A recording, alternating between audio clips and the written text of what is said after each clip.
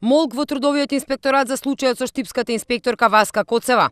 На 21 февруари директорот Горан Јовановски за 24 вести изјави, цитираме: "До сега немало ваков случај и несрекната формулација која ја одбрала инспекторката, како и високата казна која ја донела отвара можност за преиспитување на незината работа.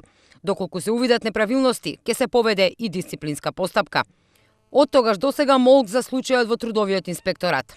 По скандалозното решение кое Коцева го донела, со кое на штипска фирма и налага да отстрани од работа 8 работници и изрекла најстрога казна во висина од 11.000 евра за обичен хартиен недостаток, за случајот реагираше и правобранителството.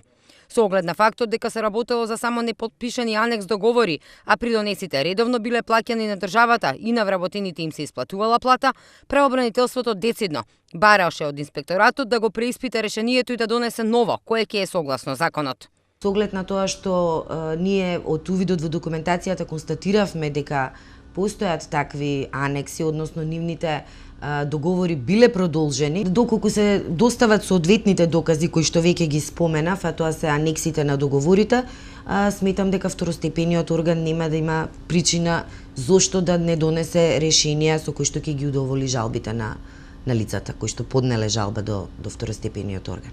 Директорот на трудовиот инспекторат Скопје Горан Јовановски во февруари не извести дека спорното решение е вратено кај штипската инспекторка со укажување да ја отстрани несрекната формулација.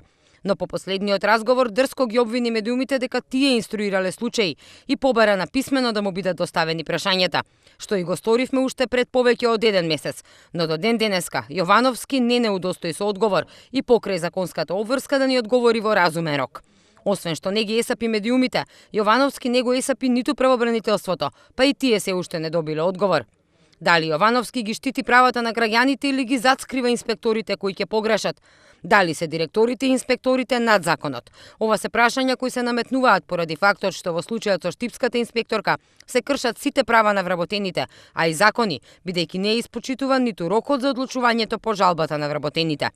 Штипската инспекторка била блиска на владеачката ВМРО ДПМНЕ, а близок роднина и е и пратеник во собранието. Дали Коцева ги искористила своите адути за да се заташка овој случај? Останува да чекаме и видиме.